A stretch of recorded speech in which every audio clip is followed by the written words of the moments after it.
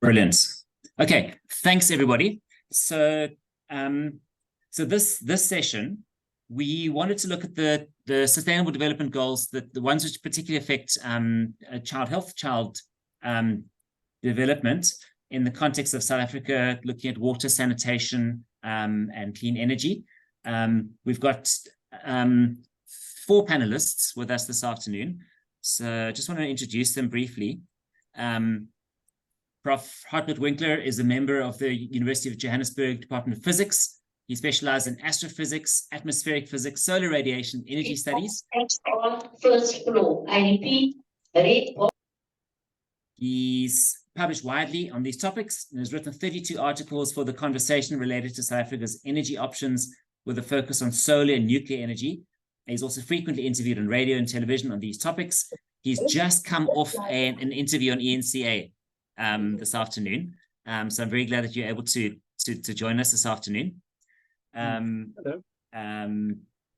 So we're going to be dipping into some of your expertise on the future of South African power, electricity, and then I'll introduce the other panelists just before they speak. So, Prof. Winkler, thank you so much for joining us today. Really appreciate your time, and we look forward to your input. Okay, can I give my presentation? Yep, go for it. Thank you. Okay, I'm going to do a share screen. I hope this works all right. All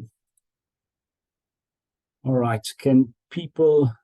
Yeah, I think I'll just do it like that if it's fine. I don't really have any... Yeah, let me just go from here.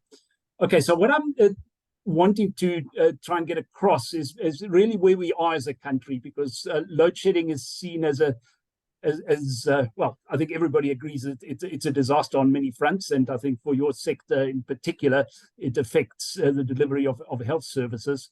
And of course, everybody would somehow like to move on and get out of this crisis. And exactly how do we do it? And the big question, I suppose, is how long is this going to be with us? How did we get into it?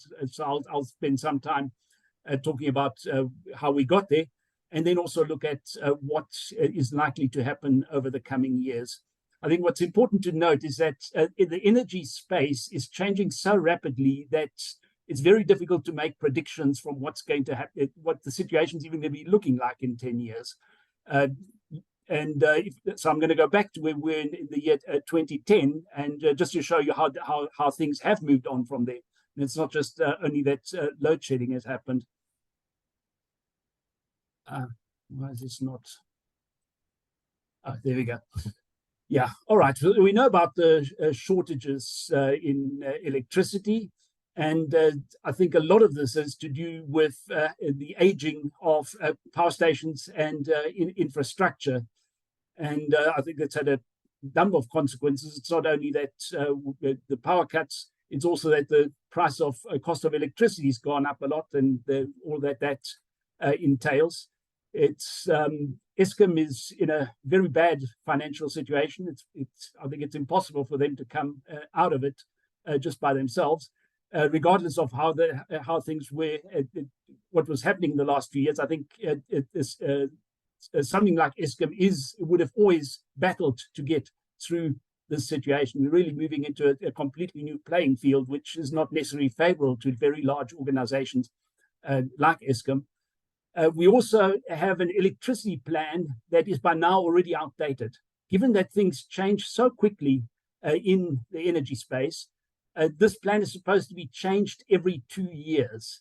Now we're sitting on the one from 2019. We've been promised a draft of the latest version, well, by the end of last month, and it was supposed to come much earlier.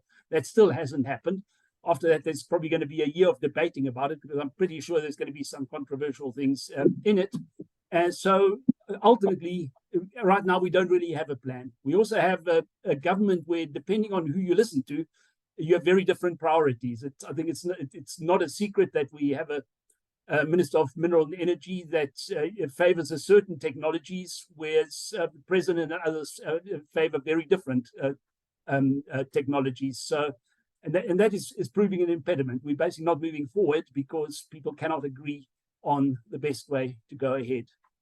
And also we've had, well, we've now got COP28 in Dubai, but the Paris Agreement and the general recognition that fossil fuels are causing climate change and all that goes with it has led to a major rethink, and also there's large implication about it concerning financing of power.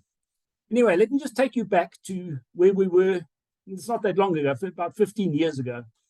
And those days, well, before we had coal became big, hydropower was largely the main source of electricity in this country. But given droughts and so on, this could never really be developed much further. But yes, so we have those. And coal, of course, is the major producer of electricity. Right now, about 81% of the electricity we get comes from coal plants. Now, that is unusual, very unusual, and we're one of the very few countries in the world which has such a high percentage of electricity coming from coal. It would even be bigger if the coal plants were actually all working, but that's where most of the load shedding is caused by. They're also reaching more or less the age that they were designed to operate for. There was a large program in the 1970s going into the 1980s where these massive plants were built in Mpumalanga, really because coal was just so plentiful.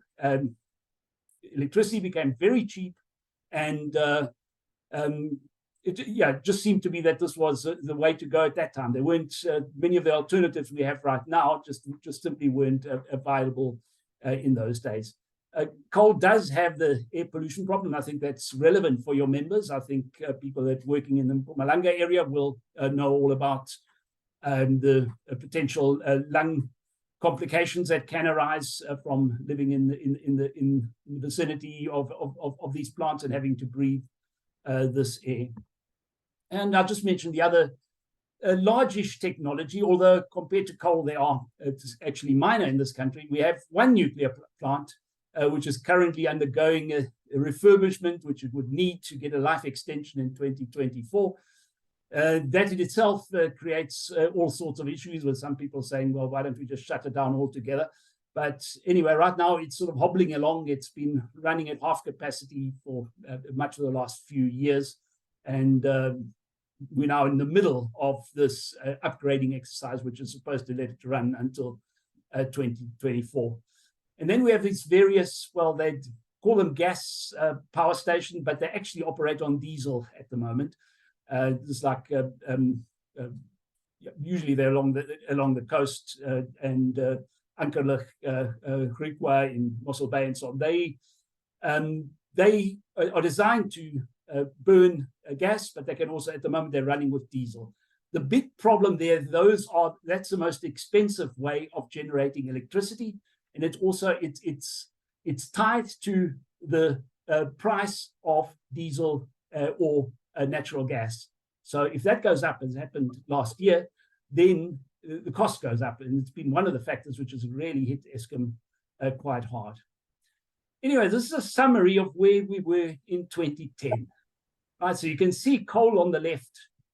Almost all the electricity in the country came from coal, and nuclear, hydro, gas, just making a minor contribution compared to those. Those are also the years when Eskom was still running quite well. In fact, people would find it difficult to believe now they actually got an award around about that time for being the best electricity utility in the world. And that's partly because they drove this electrification program into the rural areas in the early 2000s. They were very successful at that. A lot of areas which simply didn't have a connection to the grid were connected. Electricity was also extraordinarily cheap in those days. And I think one of the unintended consequences was that because this electricity from coal, the electrification was going so well, and the electricity from coal was proving so cheap, there were no incentives to try and look at any alternative forms of electricity.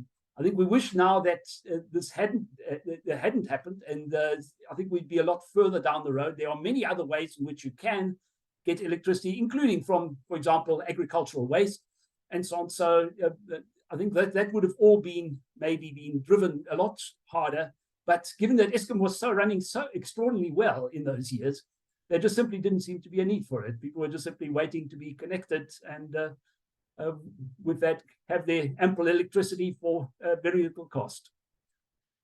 Okay, let me now look at what's happened in the last 10 years. And some things, these are all global things that have happened. They've really changed how electricity is being generated on a worldwide scale.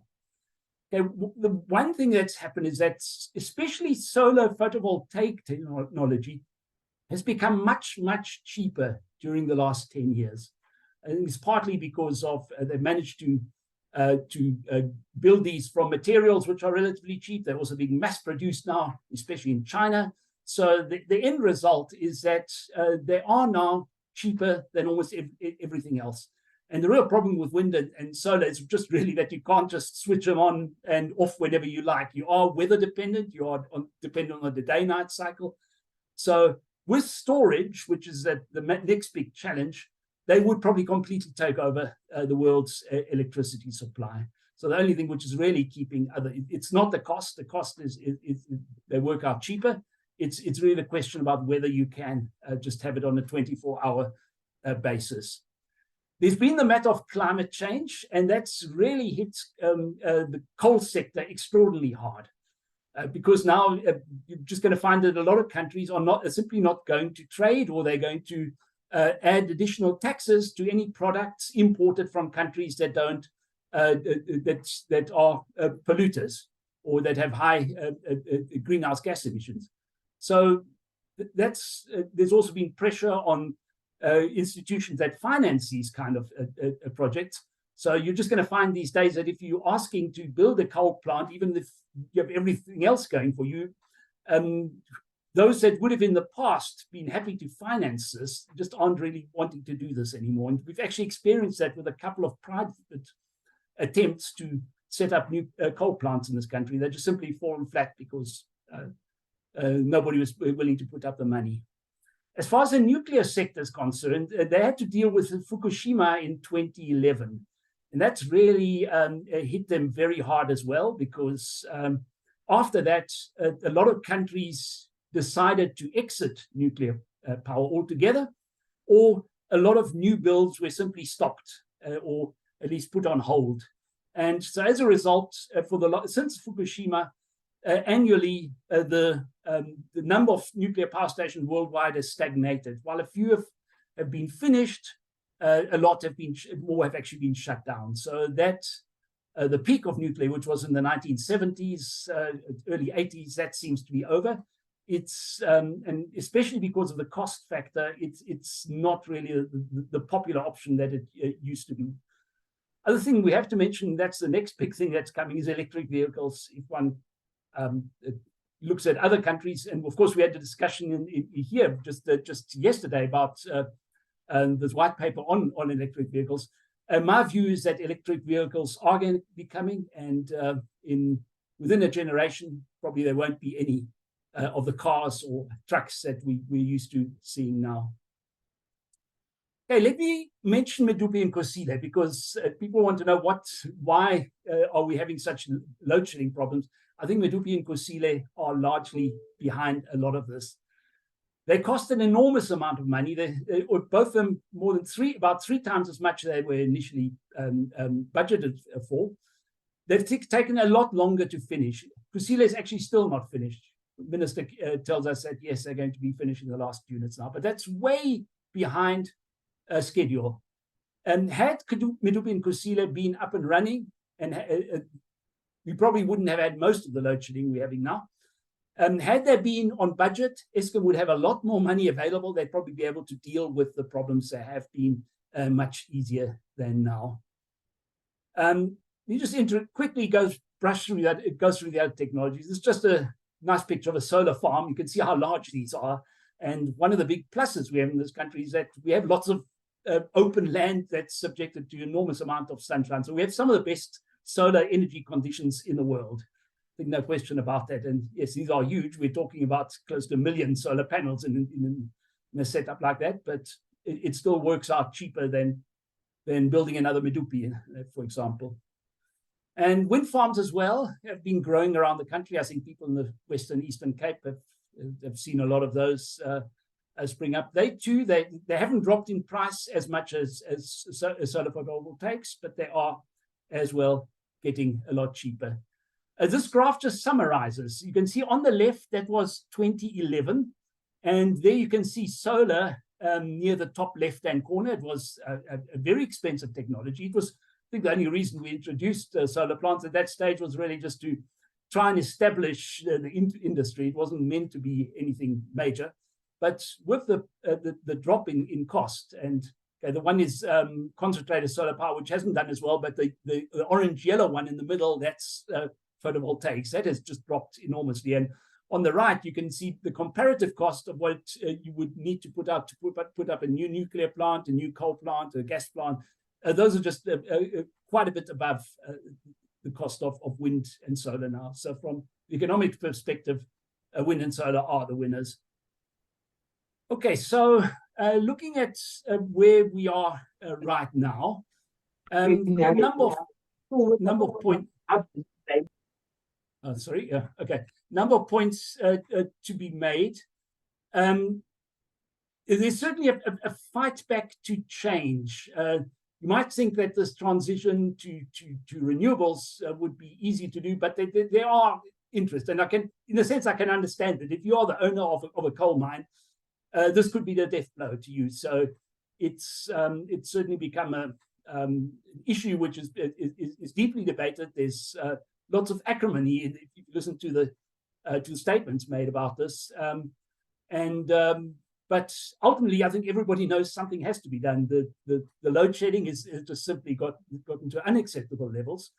Eskom itself won't really be able to survive it. This is what's referred to as a death spiral. It's just they keep losing customers, they keep getting less money, and they've got to try and keep an aging coal plant fleet going, which just costs more and more as you're getting older.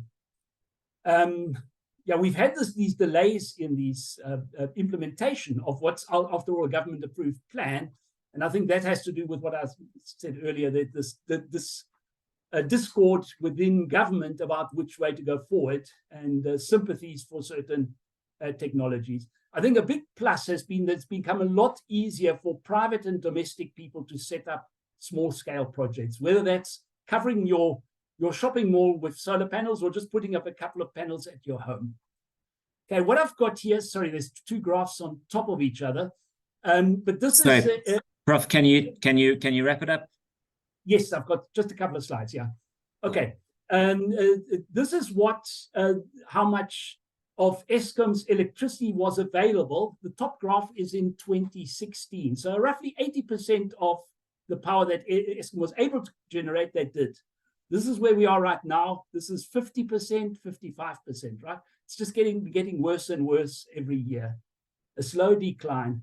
And with that came the increase in load shedding.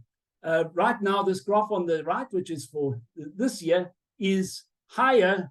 Well, it's certainly double what the amount of power we were short this year compared to last year. But it's all getting close to 10% of the power that the country actually needs was lost due to load shedding.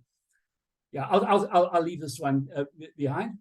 This is what the future could look like, provided, I know this is a bit slightly older study, but this was how supposed to be the least cost option for the future, where we would be in 2050. And you can see here wind and solar contributing the share of electricity. Okay, this are just, yes, given that the power problems we've had, people are just going their own way. These are more, even mines are now setting up solar plants on their properties. And I'll just leave this here, but these are my predictions for the next 10 years.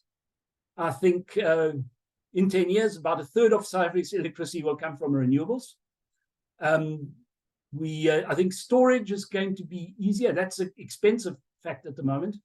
I don't think any new nuclear plants or even coal plants are going to be built, even though there's a lot of talk about that. I think it'll be fairly normal for new houses to be built just with solar panels already attached. That's happening in other parts of the world. I think, yeah, I'll just leave the other things. And as I said, I think electric vehicles are coming soon, and they're going to be a major factor. Okay, thank you. Brilliant. Thank you so much for that. Sobering but realistic and yet optimistic view. A real in-depth appreciation of the issues and the way forward. Really appreciate that. I'm going to, just in the interest of time, if anyone's got questions for Prof. Winkler, don't you want to put that in the chat? And then maybe we can deal with that in the Q&A or the chat. But I think we must press on to our next speaker. Okay. Going to change gears slightly here. I want to introduce Amber Abrams, is the senior researcher at UCT Future Water Institute, which is a transdisciplinary research institute in Cape Town. She's done undergraduate studies at Columbia and masters at UCT, and a PhD in Kent and Canterbury in the UK, with research focused on anthropology and conservation, the well-being of people living on the boundaries of protected areas in Limpopo province. She has training in medical environmental anthropology and is one of the researchers at the Future Water Institute. And we really appreciate your joining us this afternoon and your expertise and sharing with us some of the questions and thoughts that you've been having around coverage of clean water and sanitation for the children of South Africa. I'm going to hand over to you. Thank you very much. Great. So you guys can see my presentation, I assume, and I'm going to talk a little bit about. Thank you. Great. Thank you for having me, and thanks for this opportunity to share some of the work we're doing at Future Water. So we're like Dave said, we're a research institute that's transdisciplinary. So what I'm presenting today is an amalgamation of a bunch of different academics' works, looking at sanitation sector and where we're at and what we know and what we know we don't know, which is one of the big ones. So the current context is, most of you know, and I hear from your discussion that you're on top of understanding this, is that the global context is that wastewater containing human waste and toxic industrial discharge remains largely untreated. Plastics are choking our water bodies. In the South African context, urbanization, increased per capita spend, aging infrastructure, all of this maintained or historic inequalities in service delivery, all of this adds to a kind of very messy urban stream syndrome. And that water-related problems in the Southern African context are wicked problems. So they're complex, challenging, and always changing. A little bit of background is that I'm not a clinician. I have some epi and public health training, but my research started as being well-being focused, and I ended up in water because it's so central to well-being. So even though water is at the heart of our economies and climate change is water change, the 5th SADC Water Dialogue in June 2011, which is where I started launching my PhD research from, health was barely mentioned. However, in most climate change related health impacts, water is part of that process or part of that problem. And in the South African context, we have this really strange reality of either too much or too little, or too variable in quality, or too valuable to use for certain things. This is just a little bit of context for what we do at Future Water, which is address water concerns with a vision for future resilience from a variety of angles. But what becomes most important here for everyone to see in this next slide is that when we're trying to talk about sustainable development goals and sanitation, South Africa has a challenge in treating all of its anthropogenic wastewaters, and I'll talk a little bit more about that in detail shortly. But we're actually doing quite okay when it comes to looking at basic sanitation services, and basic is really important here, and I'll explain that a little bit more in a second. But as you can see, our kind of historical trajectory has been that houses with access to sanitation are increasing. And that is true in the most recent household survey of 2022, or the census, where 17.8 million households and 70% of those, or 70.8% of those households have flushing toilets. So the gap is closing, but it doesn't show a whole picture. So these national statistics don't show the realities of schools still having pit latrines, which are not only kind of basic health hazards if they're not well ventilated or well lined, but they also tend to be safety hazards. And that we have this really extreme variability between rural service delivery and urban service delivery. As you can see in this 2017 data, 88.6% of households have access to piped water. But if you break it down or deaggregate the data to look at the Eastern Cape and Limpopo, respectively, you see very different numbers. So this is just a little bit of an insight in these differences in numbers. So here's the national service delivery when it comes to access to facilities with soap and water. And so the national picture looks very different than, for example, the rural picture when it comes to things like, for example, open defecation or unimproved services. And you can see here in the rural context, open defecation and unimproved services are much higher than this urban context. And so what is lagging in the kind of different settings we live in is very important to understand. There's a lot of data to show drinking water access is improving, but if we disaggregate it by provinces, we see that some provinces have improvement and other provinces do not. So each color is a different province here. Similarly, this is the same reality for households with access to piped waters. And again, similarly to access to pipes, kind of municipal supplies, so supplies that are managed and maintained and regularly quality assessed. Sorry, okay, there we go. If we look at the percentage of distribution of households that have access to improved sanitation per province, we do see a general improvement. But if we look, for example, in the Northwest, we see that there's declines. And so again, the disaggregation of this data, looking provincial level or even smaller scale, becomes really important. If we look at the percent of distribution of households by type of toilet facility in 2022, this is really fascinating. So if we're looking at the green, the purple, the other, and the non, this becomes really important when we think about surface waters, which I'll talk about more in detail in a moment. So this is just looking at access to hand washing. We can see, for example, Limpopo province has a challenge in ensuring that there's access to soap amongst populations, the Western Cape similarly. But if we're thinking about all of these challenges in the context of the reality of South Africa and climate change, we have to recognize that this urban river syndrome, which is a combination of bad quality and flow issues, will result in spread or increased spread. So we have in the South African context this variability of low rainfall or intense storms that lead to flooding. We have urbanization and population growths in unplanned ways that means things like drainage are a challenge. We also have our history of drought, which we need to keep in mind when I go through some of the data on health indicators for children around drought. And here's an example of the urban stream syndrome really well pictured. So seeing all this debris and then the potential open defecation spaces that people's effluent might flow into these rivers. And then imagining that young people use these rivers to play and swim in. So if you've not heard this urban stream syndrome term, it's looking really at the kind of idea of consistently observed ecological degradation of streams that drain through urban lands. The elevated concentrations of nutrients and contaminants will be what's important to pediatric or child health practitioners. And remembering that water as a vector is a key thing to think about. So while we can't live without water, it's really, really hard to live among standing dirty water, particularly these contaminated surface waters.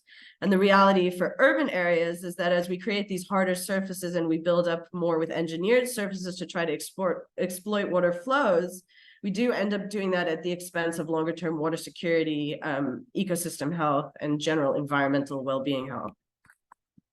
Sorry, my computer's giving me a hard time. So this is these are just some images to show about the kind of increased urbanization, the idea that more hard areas create more high flows. And for the health context, this increases our spread of potential contaminants. So one of the ways we started to try to understand sanitation in the South African context, and this is not a picture of the South African context, this is actually what's called a shit flow diagram, or for the South African context, the fecal waste flow diagram. What this process does is look at different sanitation options and understand what the treatment trains are, and then what ends up being not treated or not contained. And as you can see here, the red are the moments that are unsafely managed. And the more red you have, obviously, the more potential for unsafely managed waters that then enter our environments, for example, as pathogens and excreta.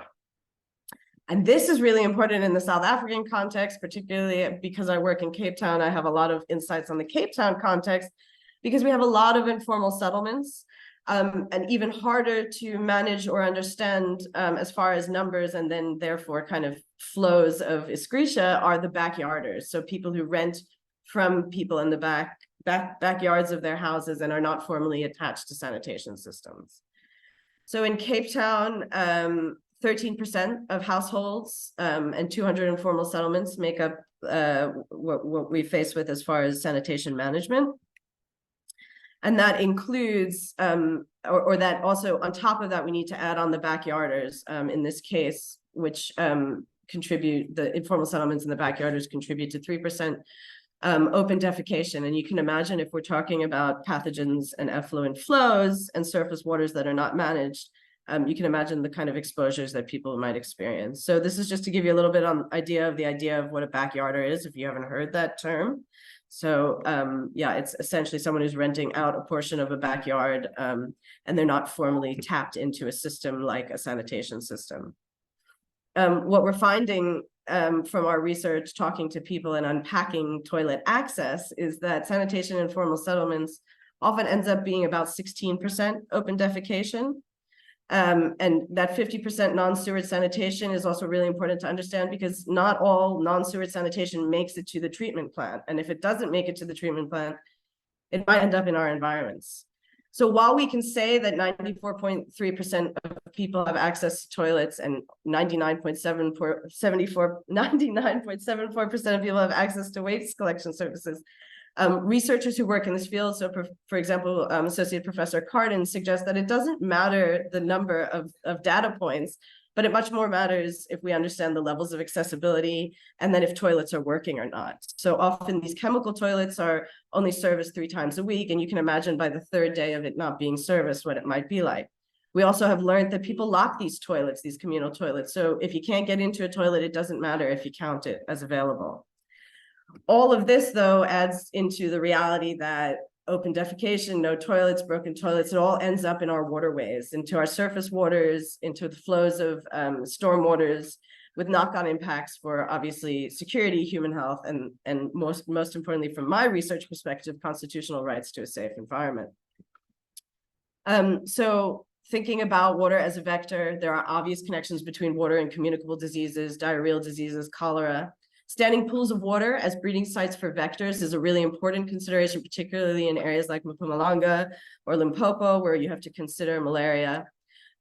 Also, standing water pools and the lack of drainage leads to cross-contamination and contributes to expanding exposure. So it doesn't matter what SDG goals we are and aren't meeting until we deal with surface water drainage and appropriate kind of systems of drainage, then we're going to continue to face challenges around, for example, infectious diseases due to kind of contaminated surface and groundwaters. The reality that water volume and accessibility challenge things like washing for typhoid or washing around not spreading typhoid. And as I've already said, the importance of thinking about water-based and vector-related diseases when you've got standing water. We've done a bit of work on extreme. Amber, can I give you a 2-minute warning? 100%. So just to say, we've done some background work on extreme water events and health indicators, and this is some of that work, and I'm happy to share it with you. Most of these indicators are ones where children under 5 are more vulnerable, so that's important to know. Recent local work in the Cape Town context highlights not just kind of communicable diseases, but the very reality of environmental contaminants like arsenic, high levels of heavy metals, and organophosphates in the waterways that we're dealing with. So sanitation and child health, not just about hygiene and access, although this is important. So thinking about higher concentrations of exposure during droughts, the rapid potential of urban surface waters when drainage is not factored into rapid potential of spread. The reality that it's not just bacterial loads that we have to think about, but surface pollutants and how they get metabolized differently in smaller bodies. So the reality that we're finding heavy metals, pesticides, persistent organic chemicals, DDT, and pharma in all of our urban waterways and increasingly in our rural waterways, and that there's cascading factors between obviously like nutrition, exposure loads, and other vulnerabilities. That one way to manage this is improved fecal discharge management, but that means better sanitation in general. And that long-term impacts from poor sanitation could include chronic conditions like diabetes, gut issues, kidneys, and liver problems that we don't often think about. Obviously, I want to highlight cholera as something that is really important when you're thinking about sanitation and waterways. And just to say that at Future Water, we're trying to intercept in the urban cycle or urban water cycle management ways of doing kind of natural polishing and filtration. And a lot of what we're doing is thinking about a resilience approach for South Africa that is more inclusive, that is a just transition to better blue-green infrastructures that treat our water better and that allow for the city to become a sponge. And that we do that through a number of test sites, including work where we test water that comes off informal settlements at a place called the Water Hub. And that if anyone's interested in any of this work, we're really readily available and quite keen to talk about it. And we've got a lot going on in this space, so please reach out. That's me. Brilliant. Thank you so much. Amazing to see, as you say, it's so much more than just bacteria and cholera and the impacts on child health, which we tend to think quite narrowly, and quite amazing the depth that you're looking at these issues and the impacts of that on child health. So thank you very much. Definitely going to be tapping into some of your resources in the future and connecting with you.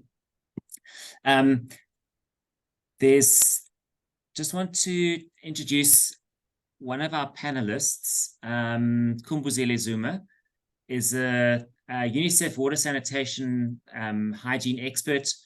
She's got a background in microbiology and biochemistry, did a master's in social analysis of developmental community-based monitoring, and a PhD in water sanitation.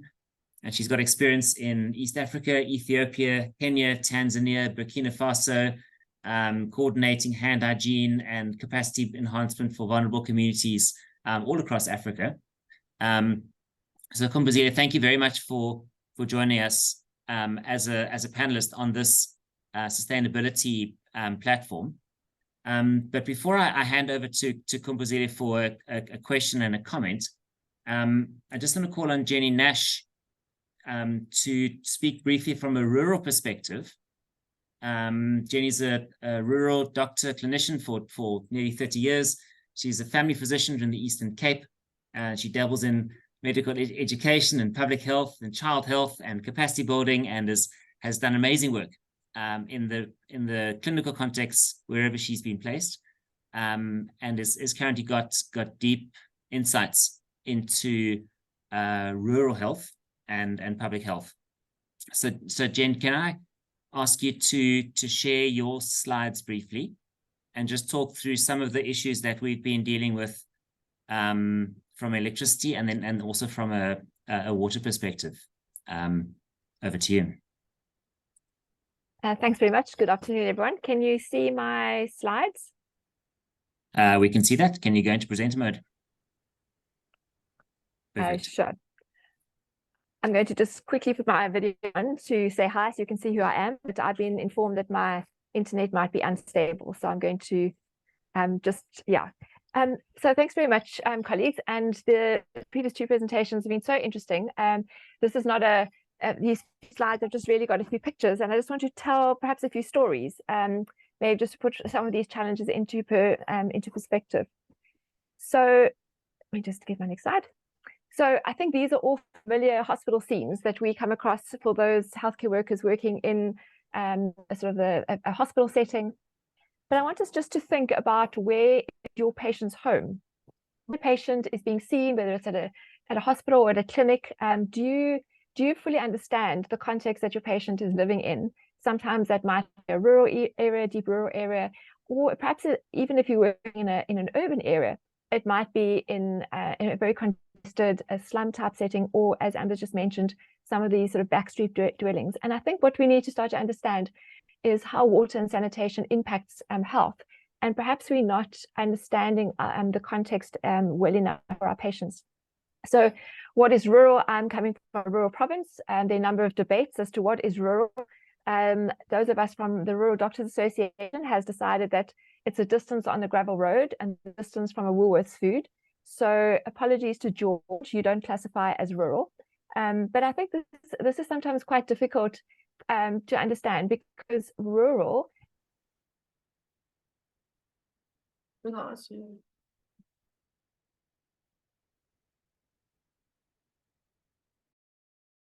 Perhaps a farm area. Hello? Yeah. We lost you for a second, but you're back. Go ahead. Oh, okay. Sorry. So I'm just saying, so, you know, rural is difficult to define. It's not necessarily a low population density. It's sometimes also a very high density populated area from our previous apartheid system and our homeland sort of areas. So in terms of the Eastern Cape, we're a very rural population and also very poor.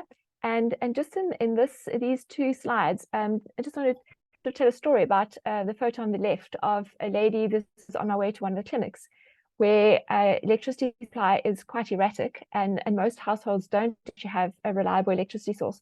And so mostly the women collect wood and to make fires. And so some of the risks that poses is, from a physical point of view, sometimes these ladies come in complaining of neck pain, body pains, and if you don't actually ask why you're doing this, or what activities you've been doing, you can sometimes miss that. And a lot of the children are exposed to a very smoky environment. These fires are often made inside a particular kitchen area, a designated hut, which is a kitchen area. And children often, because it's quite cold, are placed next to fires. And so we find sometimes increased respiratory diseases or asthma type picture of presentation due to this confined space. And I had to go and do a home visit on a lady who was suffering from TB, and she was sitting in one of these huts right next to the fire with incredible amount of smoke coming through to her and coughing away.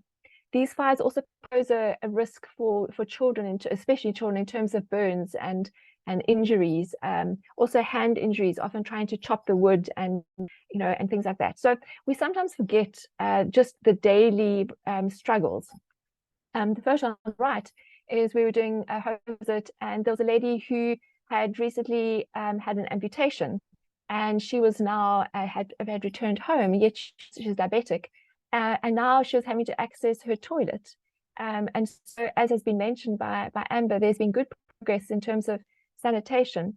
But when you think about where sometimes these pit toilets are located on a property or in an area, it's quite difficult for someone to access. And so we were trying to now work out how this lady was going to go on her walker to get to her pit toilet. And sometimes there are all kinds of little wildlife that gather in these toilets, and sometimes children are very scared to actually use the toilets. And so we often find children and adults don't have good bowel movements, or they try not to go to the toilet because of fear of getting there, or the elderly, they struggle to get there. And so sometimes this is also something we need to explore when we're taking history with our patients. So in the Eastern Cape, it's estimated about 71% of people have access to water within 200 meters of their home. That's often a communal tap stand, and you can see there often people are gathering, waiting for their turn. And this is a problem in terms of collecting water, especially for the elderly, where you find that they are unable to carry a 25-liter anymore. So they might only be able to manage a 10-liter container. And so they really limit the amount of water that they're able to use at home. Children often start with a 2-liter, then a 5-liter container, and then they would progress further. I had a patient who actually had a cervical fracture and subluxation, and I had to write a letter to her husband to say that she was not allowed to carry water. It obviously impacts the amount of water that you have for hand washing and for drinking.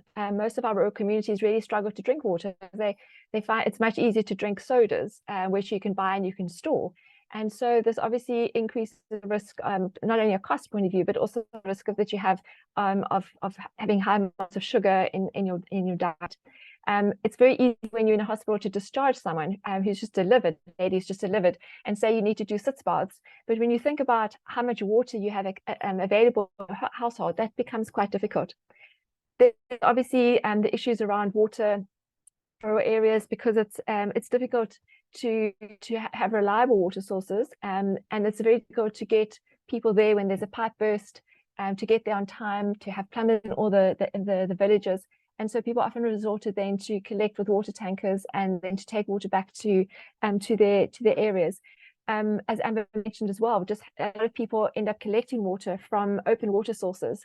I was at this clinic near to this village, and a patient would come in and say they're hypertensive or why they've been booked, but they all mentioned that they had diarrhea. And eventually I went out into the waiting room and I said, who are here, who's here because of diarrhea? And they all put their hands up. And I went and found out that actually the borehole had dried up and there was no water. And so people were using this open source to collect water. And walking around, I found that there were actually cattle just above on another outlet, and they were wading in the water and drinking there. And then there were some ladies washing on another sort of portion of this ground. And then I found a dead chicken that had been slaughtered quite close. And so, having open water sources increases the risk of drowning. Obviously, there's contaminated water. There's less likely that you're going to have clean water to formula that you'll feed your babies. We heard yesterday from Haroon, only about 35% of our population are exclusively breastfeeding, and also the risk of schistosomiasis. This open defecation causes risks of cysticercosis, malaria in some areas, cholera. So this is really Jen, can you give you one more minute? This is my last slide.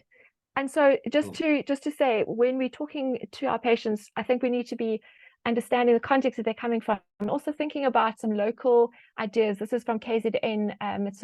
It's a hand augered water sort of pump where people can have access to water in a perhaps easier way, because we don't have the economy of scale in rural areas. We perhaps need to start thinking around some of the other ideas. We don't have expertise and technical skills to try and manage water, pipe water in a good fashion. Thanks.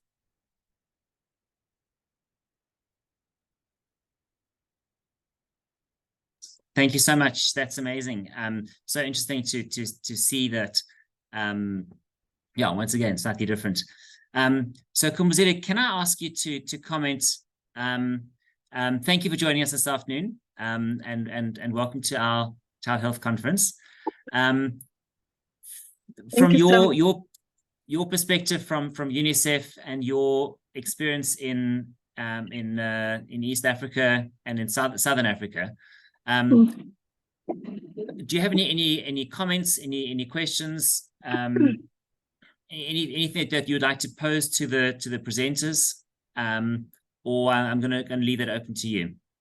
Yeah, no, thank you so much, Dr. Leroux, and thanks to Prof. Winkler and Dr. Abrams. Sorry, the last speaker, I didn't get your name. A colleague came in whilst you were presenting.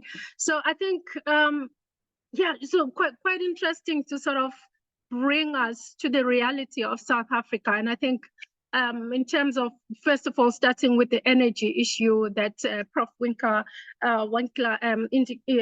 mentioned, but also in terms of to what extent do we then move to the renewable energy, which is really where for UNICEF we have an interest, because how we look at it is that these 3 areas, or 4 if you like, if you include hygiene. I know Dr. Adams focused mostly on water and sanitation, but if you look at all of these areas and placing energy, which is a critical area for UNICEF in South Africa right now, due to the energy crisis. I think these are really speaking to how we are now moving from the fact that in South Africa, the issue is even without climate, there's been an issue of the services.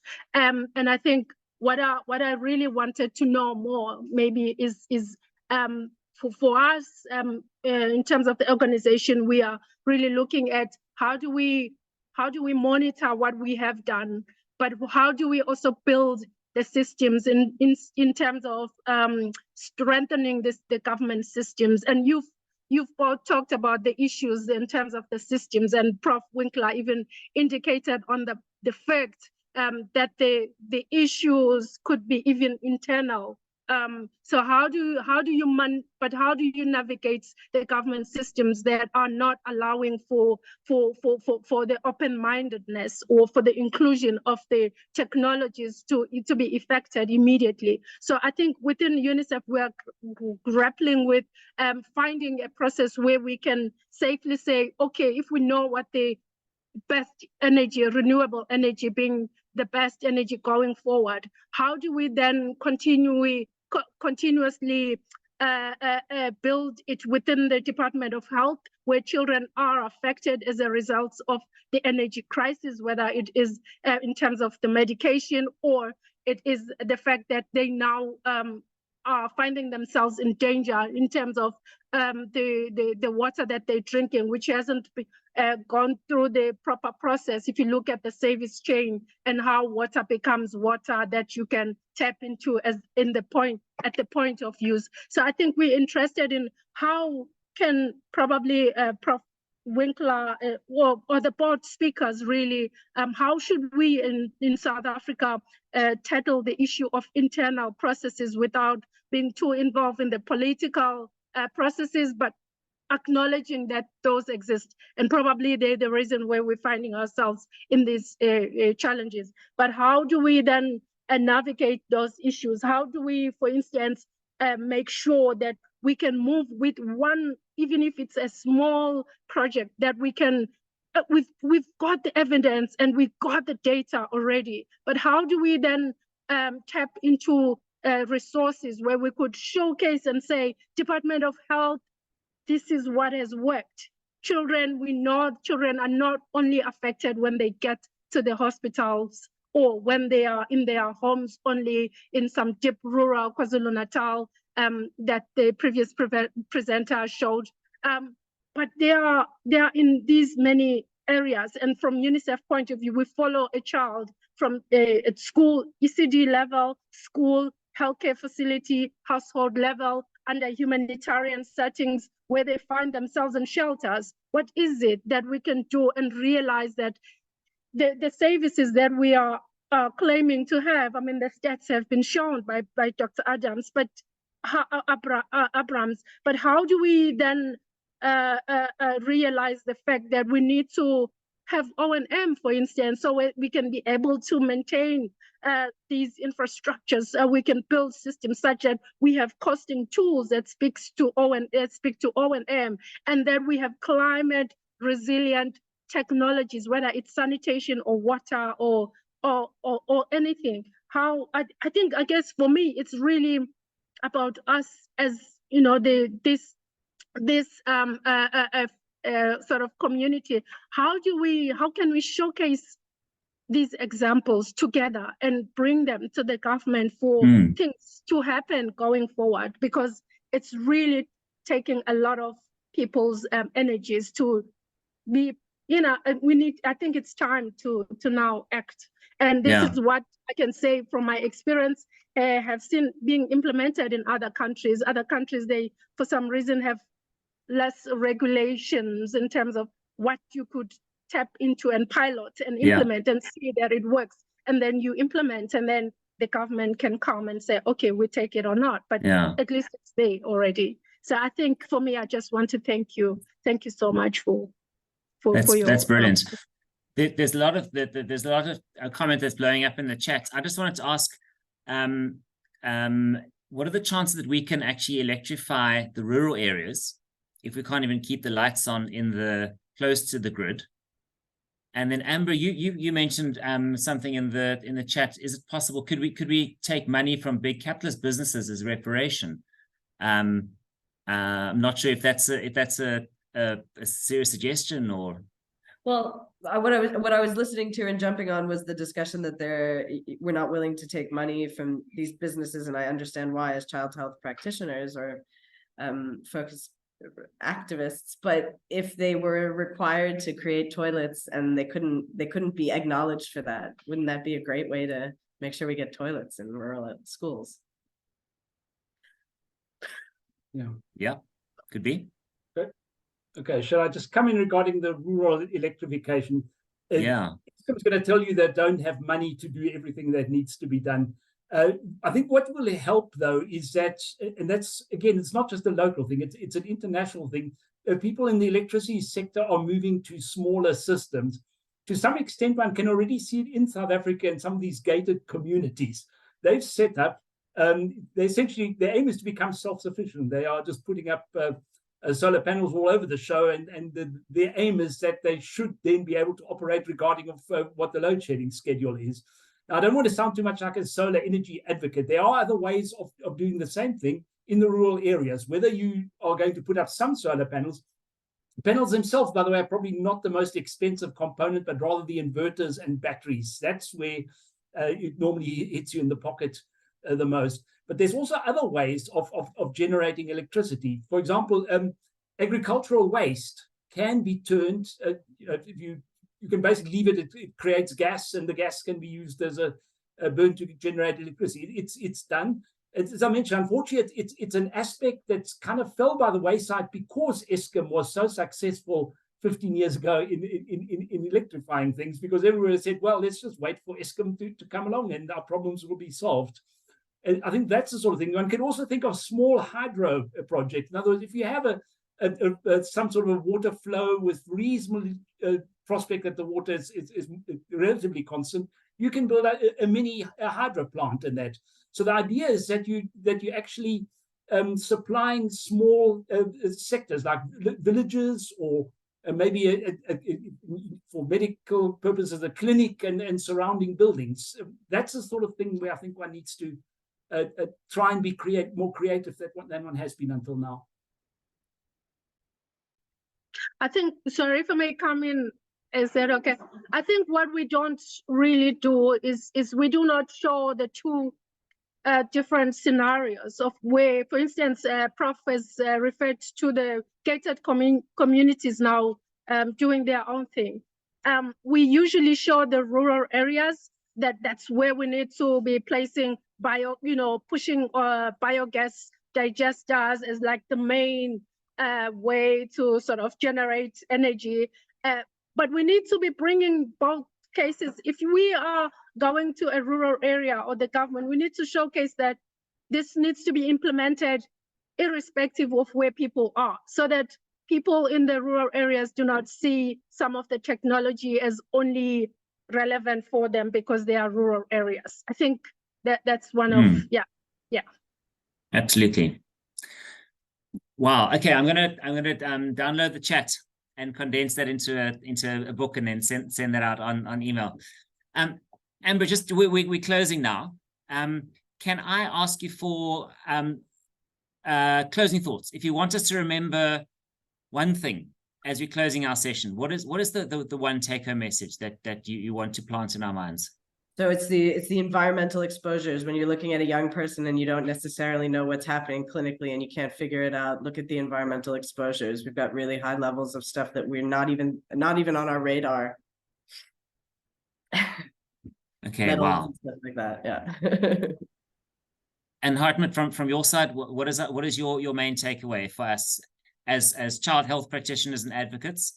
Okay, even though I didn't maybe talk enough about that, forget about the electricity crisis being over in by Christmas or by Christmas next year. Unfortunately, it's going to be with us for a while, so we just need to have to work with it or work around it the best we can. Okay, we'll roll with it. Khumbuzile, take a message from your side. For me, I think we just need to be very visible and work together and be practical. I mean, it's nice to have theory, but let's just show examples and push forward and move with one technology or two technologies and show examples compared to the data we have and showcase the results. So we have baseline the trials that we have done and the results, and push for whatever we want to be implemented, and aim for the right person. I don't know who the right person is, but I think it's high time we move forward now. Yeah, absolutely. Jenny, do you want to have a closing comment? Final takeaway message from your perspective?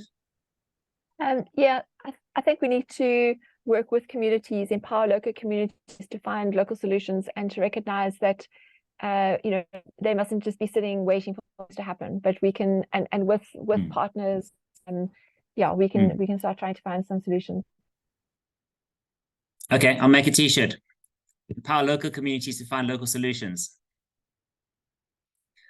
Brilliant. Wow. Folks, that was amazing. I feel like I've learned so much. We've been on quite a journey from coal and through water and the fecal flow, the deep rural Cape, and then all around. Thank you so much. I'm humbled by what you presented us this afternoon, and the journey you've taken us, and what we've learned. And that really has been an amazing tour de force. So very, very grateful to our presenters and our panelists for this afternoon.